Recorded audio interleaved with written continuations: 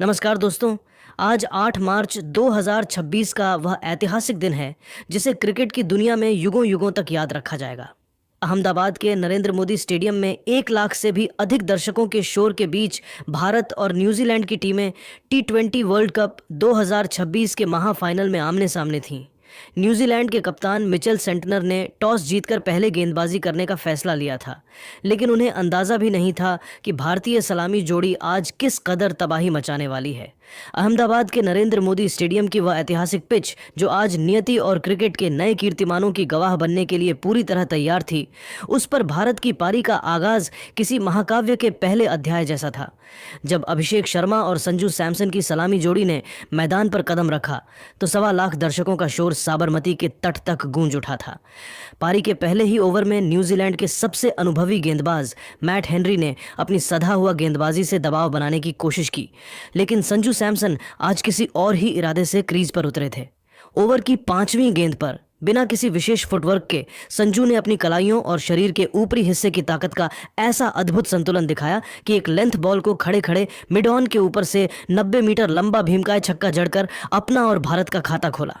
यह shot New Zealand के लिए एक चेतावनी थी कि आज का दिन उनके लिए आसान नहीं होने वाला। इसके बाद कीवी कप्तान मिचेल सेंटर ने अपने सरप्राइज हथियार जैकब डफी को गेंद थमाई, जिन्हें आज के बड़े मुकाबले के लिए विशेष रूप से टीम में शामिल किया गया था। लेकिन अभिषेक शर्मा ने उनके स्वागत में कोई कसर नहीं छोड़ी। डफी के पहले ही ओवर की शुरुआती गेंदों पर अभिषेक ने 2 कड़क और कलात्मक चौके जड़कर न्यूजीलैंड की रणनीति की धज्जियां उड़ा दी। असली रोमांच तो तीसरे ओवर में शुरू हुआ, जब न्यूजीलैंड के सबसे तेज गेंदबाज लॉकी फर्ग्यूसन आक्रमण पर आए। फर्ग्यूसन की 150 किलोमीटर प्रति घंटे से भी अधिक की रफ्तार का जवाब भारतीय बल्लेबाजों ने निडर होकर छक्कों से दिया। इस ओवर में अभिषेक ने एक स्लॉट बॉल को अपनी पूरी शक्ति के साथ लॉन्ग ऑफ के ऊपर से स्टैंड्स में पहुंचाया, तो वहीं संजू ने फर्ग्यूसन की अतिरिक्त गति का फायदा उठाते हुए एक लीडिंग एज के जरिए गेंद को थर्ड मैन बाउंड्री के पार 6 रनों के लिए भेज दिया। भारतीय बल्लेबाजी के इस प्रलयकारी आक्रमण का ही नतीजा था कि मात्र 4 ओवरों के भीतर ही भारत ने 50 रनों का आंकड़ा पार कर लिया था।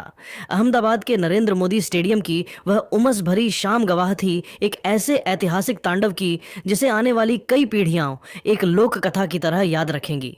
पावर प्ले के अंतिम 2 ओवरों में तो अभिषेक शर्मा ने अपनी बल्लेबाजी का वह रौद्र, विनाशकारी और प्रलयकारी रूप दिखाया, जिसने न्यूजीलैंड के पूरे खेमे में एक भयावह सन्नाटा फैला दिया था।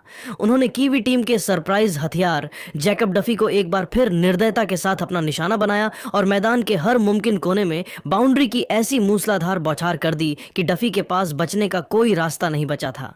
इसी ओवर के दौरान जब पूरा स्टेडियम अपनी सीटों पर खड़ा था, अभिषेक ने मात्र 18 गेंदों पर अपना तूफानी अर्धशतक पूरा किया। यह केवल एक अर्धशतक नहीं था, बल्कि T20 वर्ल्ड कप फाइनल के सुनहरे इतिहास में स्वर्णिम अक्षरों में दर्ज होने वाला सबसे तेज और सबसे प्रभावशाली आक्रमण था। अभिषेक शर्मा ने डफी की गेंदों पर छक्कों और चौकों की जो निर्दयी बारिश शुरू की, उसने न्यूजीलैंड के उस विश्व स्तरीय और सधे हुए गेंदबाजी आक्रमण को किसी साधारण स्थानीय क्लब टीम की तरह असहाय बना दिया। कीवी गेंदबाज मैदान पर ताश के पत्तों की तरह बिखरते हुए नजर आ रहे थे और जैकब डफी तो पूरी तरह से दिशाहीन और मानसिक रूप से टूट चुके थे। न्यूजीलैंड के कप्तान मिचेल सेंटनर के पास अभिषेक की इस प्रचंड आक्रामकता का कोई तोड़, कोई जवाब या कोई रणनीति शेष नहीं बची थी। जब पावर प्ले के पहले 6 ओवर समाप्त हुए तो स्कोरबोर्ड पर भारत का स्कोर बिना किसी नुकसान के 76 रन के उस जादुई आंकड़े तक पहुंच चुका था, जो इस महामुकाबले में न्यूजीलैंड के मनोबल की रीढ़ तोड़ने के लिए काफी था। अहमदाबाद का चप्पा चप्पा उस समय अभिषेक अभिषेक के नारों से किसी सक्रिय ज्वालामुखी की तरह गूंज रहा था। हालांकि जैसे ही खेल का 7वां ओवर शुरू हुआ, क्रिकेट की उस जानी मानी अनिश्चितता ने एक करवट ली। स्पिनर रचिन रविंद्र को आक्रमण पर लगाया गया और उनकी पहली ही गेंद, जो कि जानबूझकर ऑफ स्टंप के काफी बाहर एक लुभावनी वाइड गेंद फेंकी गई थी, मैच का रुख बदल गई। अभिषेक, जो उस समय 7वें आसमान पर खेल रहे थे, उसे छेड़ने के चक्कर में अपने नियंत्रण से थोड़ा भटक गए। उनके बल्ले का बाहरी किनारा लगा और विकेटकीपर टिम साइफर्ट ने बिना कोई गलती किए एक आसान सा लेकिन कीमती कैच लपक लिया। इसी के साथ अभिषेक शर्मा की उस तूफानी, अविश्वसनीय और प्रलयकारी पारी का अचानक अंत हो गया। भले ही अभिषेक 52 रनों के व्यक्तिगत स्कोर पर आउट होकर मैदान से बाहर जा रहे थे, लेकिन उन्होंने भारतीय टीम को वह ठोस और विस्फोटक शुरुआत दे दी थी जिसकी कल्पना आज सुबह करोड़ों भारतीय क्रिकेट प्रेमी कर रहे थे। जब यह युवा योद्धा पवेलियन की ओर वापस लौट रहा था तो नरेंद्र मोदी स्टेडियम में मौजूद 1.25 लाख दर्शकों का हुजूम उनके सम्मान में एक साथ खड़ा हो गया। तालियों की गड़गड़ाहट इतनी तेज थी कि उसकी गूंज पूरे अहमदाबाद शहर में सुनाई दे रही थी। न्यूजीलैंड को अपनी पहली सफलता तो मिल गई थी, लेकिन तब तक भारतीय सलामी जोड़ी ने एक ऐसे विशाल और अभेद्य स्कोर की नींव रख दी थी जिसके गहरे और डरावने साए में कीवी टीम अब धीरे धीरे दबती जा रही थी। अभिषेक शर्मा के एक तूफानी और प्रलयकारी प्रस्थान के बाद जब 1.25 लाख दर्शकों की सांसें थमी हुई थीं, तब मैदान पर कदम रखा पॉकेट डायनेमो के नाम से विख्यात ईशान किशन ने। ईशान के चेहरे पर वह चिर परिचित निडरता और आंखों में विश्व विजेता बनने का जुनून साफ झलक रहा था। उन्होंने क्रीज पर आते ही न्यूजीलैंड के सबसे भरोसेमंद स्पिन हथियारों रचिन रविंद्र और कप्तान मिचेल सेंटनर के खिलाफ बिना किसी हिचकिचाहट के मोर्चा खोल दिया। ईशान ने अपनी पहली कुछ गेंदों से ही यह स्पष्ट कर दिया कि अभिषेक के जाने से भारतीय रनों की रफ्तार में रत्ती भर भी कमी नहीं आने वाली है। दूसरी ओर शाही बल्लेबाज संजू सैमसन अपनी उस क्लास और नजाकत भरी बल्लेबाजी को एक अलग ही स्तर पर ले जा चुके थे। संजू ने मिचेल सेंटनर की एक सलीके से डाली गई गेंद को हल्के हाथों से लॉन्ग ऑन की दिशा में धकेला और एक चुस्त सिंगल लेकर अपना लगातार तीसरा T20 अंतर्राष्ट्रीय अर्धशतक पूरा किया। जैसे ही संजू का बल्ला हवा में उठा, डगआउट में बैठे कप्तान सूर्य कुमार यादव और कोच राहुल द्रविड़ अपनी सीटों से उछल पड़े और पूरा भारतीय खेमा खुशी से झूम उठा।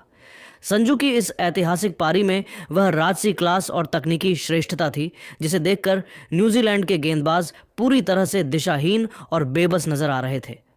अहमदाबाद का हर कोना संजू संजू के गगनभेदी नारों से किसी ज्वालामुखी की तरह गूंज रहा था।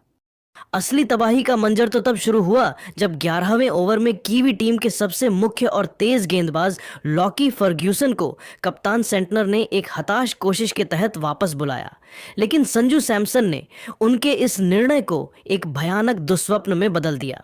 संजू ने फर्ग्यूसन की पहली ही शॉर्ट पिच गेंद को भांप लिया और उसे बैकवर्ड स्क्वायर लेग के ऊपर से स्टैंड्स की सबसे ऊपरी कतार में भीमकाय छक्के के लिए भेज दिया। फर्ग्यूसन अभी संभल भी नहीं पाए थे कि संजू ने अगली ही गेंद को सीधे साइड स्क्रीन की ओर एक दर्शनीय और रॉकेट की रफ्तार वाले छक्के में तब्दील कर दिया।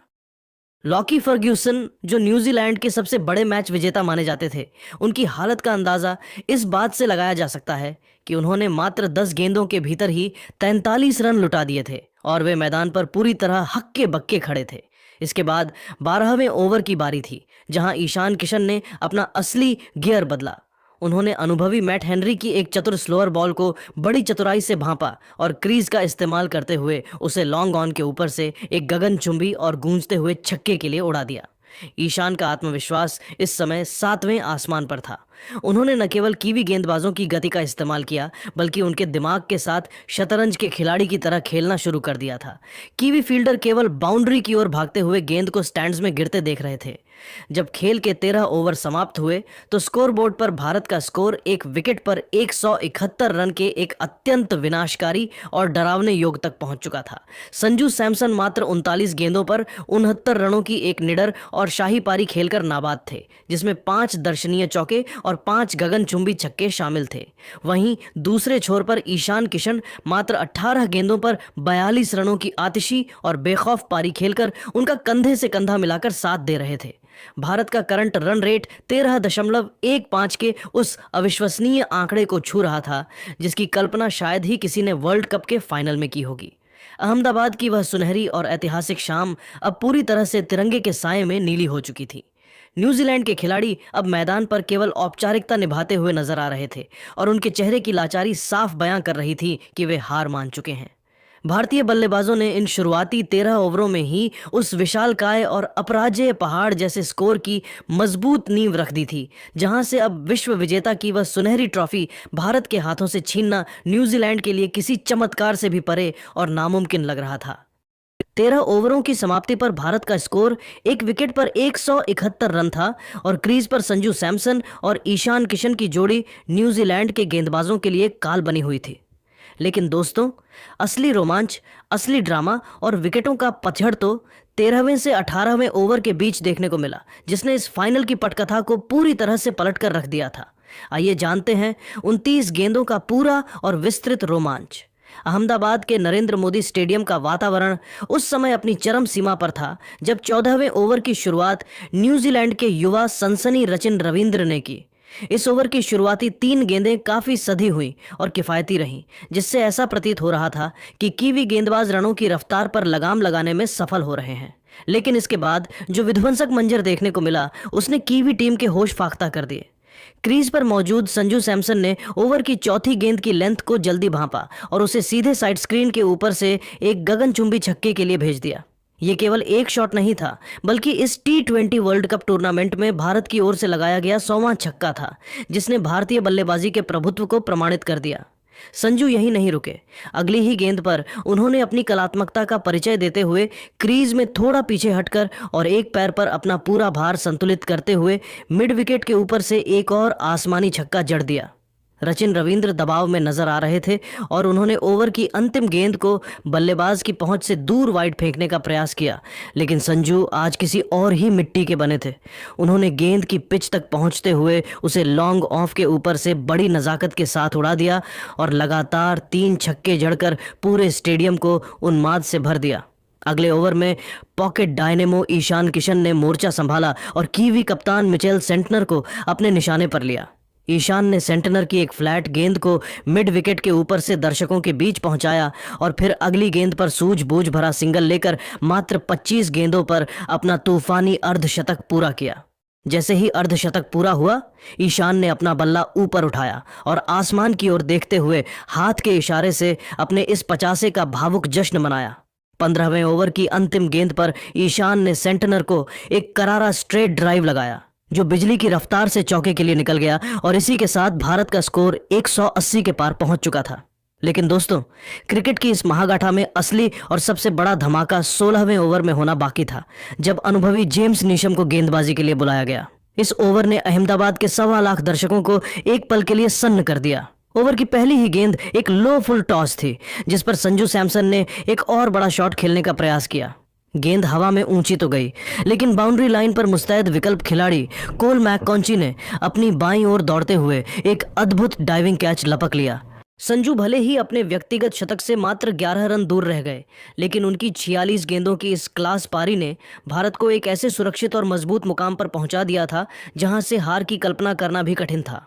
पूरा अहमदाबाद अभी संजू की विदाई के गम और सम्मान में तालियां बजा ही रहा था कि नीशम ने अपना जादू जारी रखा।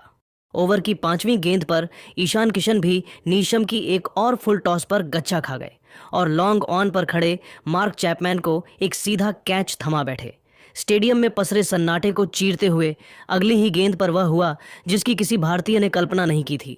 कप्तान सूर्य कुमार यादव क्रीज पर आए और अपनी पहली ही गेंद पर अपना पसंदीदा शॉर्ट आर्म जैब शॉट खेलने के प्रयास में डीप बैकवर्ड स्क्वायर लेग पर रचिन रविंद्र के हाथों लपके गए। सूर्या गोल्डन डक पर आउट होकर पवेलियन लौट रहे थे और जेम्स नीशम ने एक ही जादुई ओवर में 3 बड़े विकेट चटकाकर अहमदाबाद के इस मैदान पर वैसी ही डरावनी खामोशी फैला दी थी जैसी कभी वानखेड़े के ऐतिहासिक मुकाबलों में देखी गई थी। न्यूजीलैंड ने अपनी हारती हुई बाजी में एक नई जान फूंक दी थी और मैच अब एक बेहद नाजुक मोड़ पर खड़ा था। इसके बाद क्रीज पर तिलक वर्मा और हार्दिक पांड्या की जोड़ी थी। 17वें ओवर में जैकब डफी की गेंद पर तिलक वर्मा को एक बड़ा जीवनदान मिला जब फिन एलन ने बैकवर्ड पॉइंट पर उनका एक आसान सा कैच टपका दिया। तिलक ने इस जीवनदान का फायदा उठाते हुए 1 रन लिया और स्ट्राइक हार्दिक को दी। न्यूजीलैंड ने यहां से अपनी फील्डिंग में काफी बदलाव किए। 18वां ओवर एक बार फिर जेम्स नीशम लेकर आए। इस ओवर में कुंग फू पांड्या ने अपना जलवा दिखाया। ओवर की 5वीं गेंद पर हार्दिक ने एक जोरदार पुल शॉट खेला। गेंद बाउंड्री की ओर गोली की रफ्तार से जा रही थी। डीप मिड विकेट पर खड़े ग्लेन फिलिप्स ने हवा में उड़ते हुए एक हाथ से गेंद को पकड़ने की अविश्वसनीय कोशिश की, लेकिन गेंद उनके हाथों को छिटक कर चौके के लिए निकल गई। हार्दिक ने इस ओवर में अपनी ताकत का मुजाहिरा पेश किया और स्ट्राइक अपने पास रखी। 18 ओवरों के बाद भारत का स्कोर 4 विकेट पर 220 रन पहुंच चुका था। हार्दिक पांड्या 11 गेंदों पर 12 रन बनाकर खेल रहे थे, जबकि तिलक वर्मा 4 गेंदों पर 5 रन बनाकर उनका साथ दे रहे थे। भारत का रन रेट 12.22 का था और न्यूजीलैंड ने नीशम के उस जादुई ओवर की बदौलत मैच में थोड़ी वापसी जरूर की थी, लेकिन भारत अभी भी एक विशाल स्कोर की ओर अग्रसर था। स्टेडियम का तापमान अब बढ़ चुका था क्योंकि अगले 2 ओवरों में अक्षर पटेल और शिवम दुबे जैसे बल्लेबाजों का आना अभी बाकी था। 18 ओवरों की समाप्ति पर भारत का स्कोर 4 विकेट पर 220 रन था और पूरा स्टेडियम सांसें थामे खड़ा था क्योंकि अब पारी के वे अंतिम 12 गेंदें आने वाली थीं जो तय करने वाली थीं कि न्यूजीलैंड के सामने लक्ष्य का पहाड़ कितना ऊंचा होगा। इन अंतिम 2 ओवरों का रोमांच इतना गहरा था कि क्रिकेट के गलियारों में इसे अहमदाबाद का प्रलय कहा जाने लगा। 19वें ओवर की जिम्मेदारी न्यूजीलैंड के अनुभवी तेज गेंदबाज मैट हेनरी के कंधों पर थी। इस ओवर की पहली ही गेंद पर कुंग फू हार्दिक पांड्या ने अपने इरादे साफ कर दिए। हेनरी ने एक लेग साइड पर फ्लिक करने वाली फुल टॉस फेंकी और हार्दिक ने बिना कोई गलती किए उसे पूरी ताकत से डीप मिड विकेट के ऊपर से एक शानदार और चपट्टी छक्के के लिए भेज दिया। गेंद बाउंड्री के ठीक पार गिरी और भारतीय खेमा खुशी से झूम उठा, लेकिन अगली ही गेंद पर मैट हेनरी ने अपनी चतुराई का परिचय दिया। उन्होंने एक ऑफ कटर धीमी बाउंसर फेंकी जो उम्मीद से थोड़ा ज्यादा उछली। हार्दिक पांड्या ने उसे फ्लैट बैट से कवर्स के ऊपर से उड़ाने की कोशिश की, लेकिन गेंद बल्ले के ऊपरी हिस्से पर लगी और हवा में काफी ऊंची टंग गई। कीवी कप्तान मिचेल सेंटनर ने पीछे की ओर दौड़ते हुए एक शानदार कैच लपका और हार्दिक को पवेलियन लौटना पड़ा। हार्दिक अपनी इस विदाई से बेहद निराश थे और बाउंड्री कुशन पर बल्ला मारते हुए अपनी झुंझलाहट जाहिर कर रहे थे। हार्दिक के जाने के बाद मैदान पर आए विशालकाय कद के पावर हिटर शिवम दुबे। अब क्रीज पर 2 बाएं हाथ के बल्लेबाज तिलक वर्मा और शिवम दुबे मौजूद थे। हार्दिक के विकेट के बाद ऐसा लगा था कि रनों की गति धीमी पड़ जाएगी, लेकिन असली तबाही तो अब शुरू होनी थी। 20वें और अंतिम ओवर के लिए मिचेल सेंटनर ने एक बार फिर जेम्स नीशम पर भरोसा जताया, जिन्होंने अपने पिछले ओवर में 3 विकेट लेकर टहलका मचाया था। नीशम की पहली ही गेंद एक फुल लेंथ डिलीवरी थी, जिसे शिवम दुबे ने बड़ी नजाकत और ताकत के साथ मिड ऑफ के ऊपर से लॉफ्ट किया। मिचेल सेंटनर ने पीछे दौड़ते हुए अपने बाएं हाथ से गेंद को पकड़ने की अविश्वसनीय कोशिश की। गेंद उनके हाथ से टकराई और उनके चेहरे के पास से छिटक कर बाउंड्री के पार 4 रनों के लिए चली गई। सेंटनर बेबस होकर जमीन पर लेट गए। अगली गेंद पर नीशम ने वापसी के लिए एक धीमी गेंद डाली, लेकिन शिवम दुबे ने अपनी लंबाई का पूरा फायदा उठाते हुए उसे मिड विकेट के ऊपर से एक भीमकाय और राक्षसी छक्के के लिए भेज दिया। स्टेडियम का शोर अब आसमान चीर रहा था। नीशम पूरी तरह से दबाव में थे और उन्होंने तीसरी गेंद एक वाइड हाफ वॉली फेंक दी। शिवम दुबे ने अपने पैर फैलाए और उसे एक्स्ट्रा कवर के ऊपर से बिना किसी परेशानी के छक्के के लिए स्टैंड्स में पहुंचा दिया।